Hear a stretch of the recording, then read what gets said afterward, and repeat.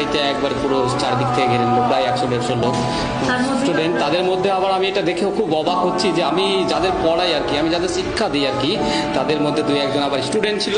তাই এই বড় বড় সব ভোজালি টোজালি নিয়ে এসেছিল আমাদের উপর অ্যাটাক করার জন্য। যদি আমরা থাকতাম এখানে, আমরা কেউ বাঁচতাম না, মরে যেতাম।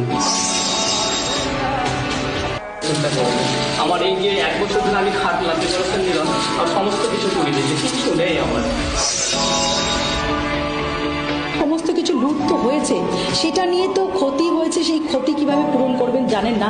কিন্তু একজন শিক্ষকের কাছে সব থেকে বেদনাদায়ক যে কোচিং সেন্টারে তিনি যাদেরকে পড়াচ্ছেন তার মধ্যে থেকেই ছাত্ররা আসছে, তার বাড়িতে হামলা চালাচ্ছে। এটা একজন শিক্ষক হিসেবে আপনার কাছে কতটা বেদনাদায়ক?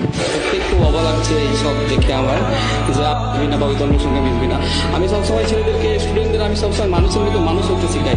আমি কোনোদিনই বলি না যে ওর সঙ্গে মিশবি না, ওকে ডাকবি না, ওকে বাড়িতে নিয়ে খাবি না। আমি সবসময় স্টুডেন্টদের সঙ্গে, যে তারপরে আমার যে সমস্ত কলিগগুলো আছে সবার সঙ্গে আমি এক থালাতে বসে খাই।